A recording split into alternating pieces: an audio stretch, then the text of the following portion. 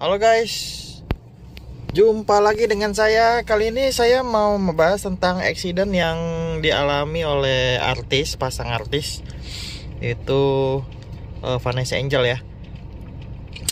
Jadi terjadi accident ya, dimana accidentnya itu ya foto-foto yang beredar sudah cukup luas ya, sudah cukup banyak beredar. Tapi kali ini saya mau bahas kenapa terjadi accident ya. Kenapa terjadi accident? Kita nggak tahu.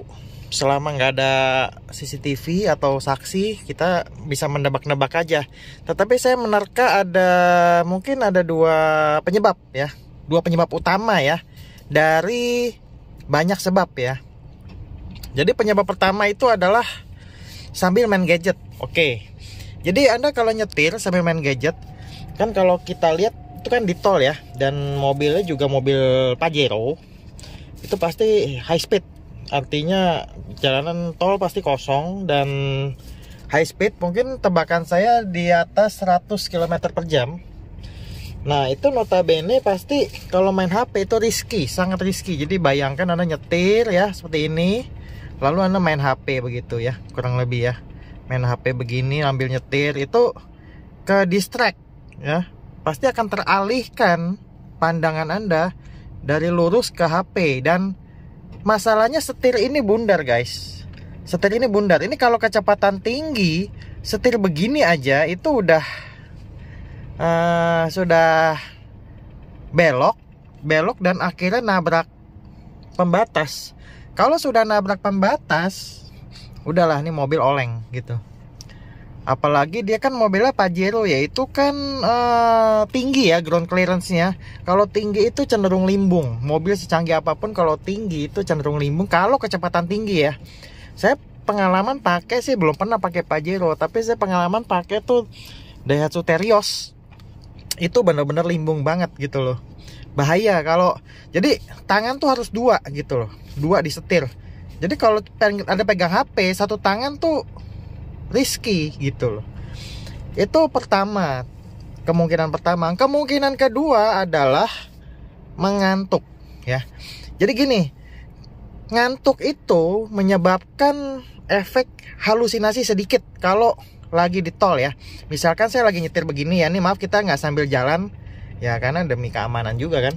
Oke, kita sambil jalan, misalkan lagi jalan begitu ya, lalu tiba-tiba Anda terlelap sedikit ya, sedetik 2 detik lah, istilahnya micro sleep ya kalau istilah kerennya itu. Jadi terlelap tapi cuma 1 detik 2 detik, lalu Anda bangun ya, Anda bangun itu kayak ada halusinasi sedikit gitu loh. Tiba-tiba di hadapan Anda tuh kayak ada apa gitu, atau di otak Anda akan muncul apa. Nah tiba-tiba tangan Anda tuh bisa, pas Anda tersadar gitu, Anda ngantuk, tiba-tiba sadar, tangan Anda bisa refleks gitu ya, refleks begitu. Jadinya ya Anda bayangkan tuh mobil kencang di sebelah kanan, kalau begini aja sedikit nabrak pembatas jalan.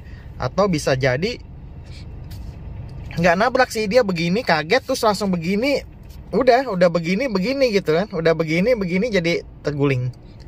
Itu efek mengantuk. Nah jadi dua kemungkinan. Kemungkinan pertama karena main gadget ya. Sebenarnya sih main gadget ya nggak boleh sih, jangan, mending dengerin musik aja. Nah jadi kalau main gadget, pandangan Anda teralihkan. Kalau Anda pandangan teralihkan, Anda kesini, tiba-tiba mata kesini, Anda kaget nih, bisa tiba-tiba Anda setir itu bisa Anda kayak refleks tangan belok sendiri gitu. Padahal bukan maksud otak Anda ingin belokin, tapi refleks gitu. Yang kedua, yang efek ngantuk gitu ya. Jadi kalau menurut saya sih karena mengantuk sih.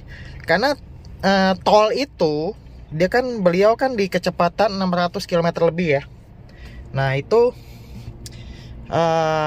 kalau seandainya asumsi perjalanan dari Jakarta itu nonstop, itu memakan waktu berjam-jam. Itu udah nyetir mungkin udah berjam-jam, udah mungkin udah waktunya harusnya istirahat, atau mungkin sudah istirahat tapi masih ngantuk gitu.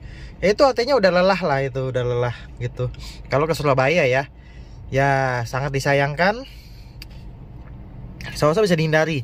Tipsnya adalah bagaimana caranya menghindari itu. Yang kalau untuk gadget gampang ya, Anda lepas gadget Anda lah, korbankan dulu gitu ya.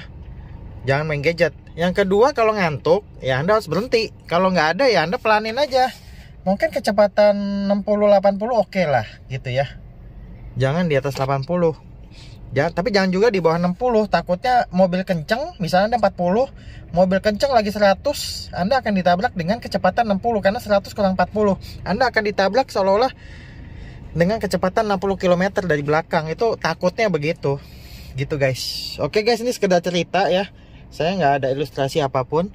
Tapi intinya itu bahwa apalagi kan tuh tol ya, tol yang membosankan gitu loh.